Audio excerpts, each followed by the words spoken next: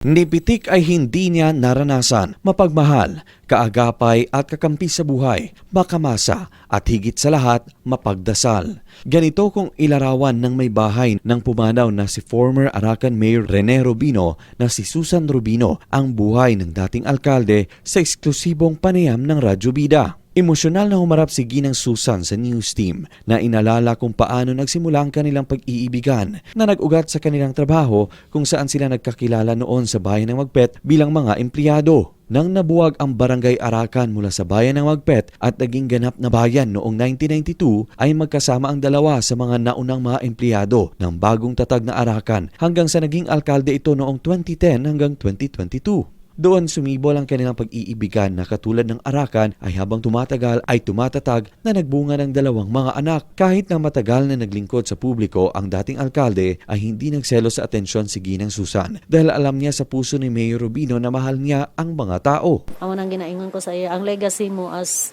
public servant, dili makuha sa uban, mapantayan man, pero iba ang pagmapaagi nila, iba ang pamaagi nimo. Then mauna ang madumduman sa mga tao. Sa kabila ng pagkabisi nito ay hindi nito nakakalimutang alagaan ang kanyang pamilya at ang pagdarasal.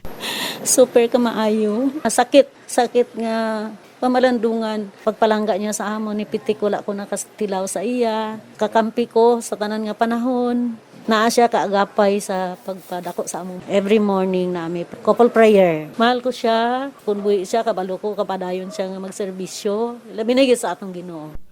Luigi Alan Totor, NDBC, Bida Balita.